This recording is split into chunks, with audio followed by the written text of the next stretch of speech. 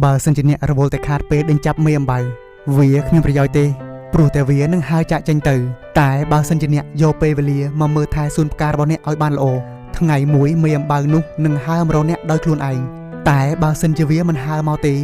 អ្នកក៏នៅមានសួនផ្កាដែលស្រស់ស្អាតមួយអ្នកនិយាយថាអ្នកចូលចិត្តទឹកភ្លៀងតែនៅពេលដែលធ្លាក់ភ្លៀងមកអ្នកក៏បាំងឆាត់អ្នកប្រាប់ថាអ្នកចូលចិត្តព្រះអាទិត្យតែនៅពេលដែលបើកថ្ងៃមកអ្នកក៏គេចជុលមកលុបអ្នកនិយាយថាអ្នកចូលចិត្តខ្យល់តែដល់ពេលខ្យល់បក់មកអ្នកក៏បិទបង្អួច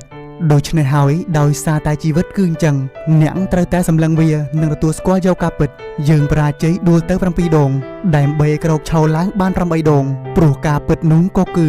បើអ្នកប្រើជីវិតរស់នៅឲ្យយូរមិនបានក៏ប្រើវាឲ្យមានក្តីសុខជាងសពដងទៅយើងមិនគួរប្រើប្រាស់ជីវិតដាក់សម្ពាធឲ្យខ្លួនឯងខ្លាំងពេកទេព្រោះតែលទ្ធផលចុងក្រោយគ្មាននរណាម្នាក់រស់នៅបានជារៀងរហូតនោះទេចំណុចចាប់ផ្ដើមនៃការធ្វើដំណើរវាគឺជាចុងបញ្ចប់នៃគោលដៅដូចគ្នាអញ្ចឹងហើយអំឡុងពេលដែលរស់នៅសិក្សាស្វែងយល់ឲ្យបានច្រើនទៅ